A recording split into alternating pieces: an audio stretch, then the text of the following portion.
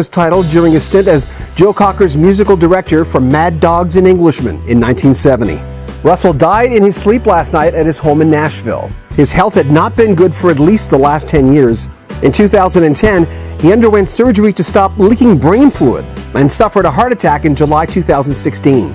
It was Elton John a few years ago that felt it was his mission to make sure that we had not forgotten who Leon Russell was. So much so that the pair recorded a fabulous rootsy Americana album called The Union in 2010. On hearing the news of his old friend, Elton John wrote, "My darling Leon Russell passed away last night. He was a mentor, inspiration, and so kind to me. Thank God we caught up with each other and made The Union. He got his reputation back and felt fulfilled.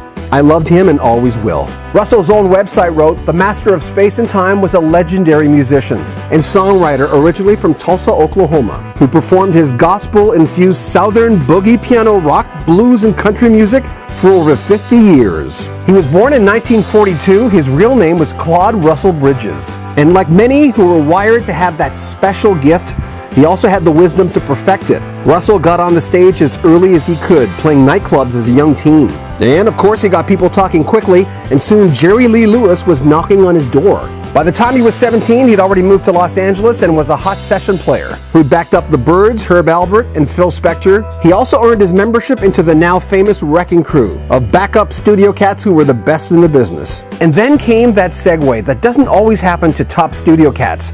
Instead of his name being in the back of the album, if at all, it was in the front in big letters. His self-titled debut had a tune that featured that special quality that would describe many of his future hits. A lot of songs that would become hits for other people. It was kind of a special ingredient that a lot of jazz standards have. On that debut album, A Song for You.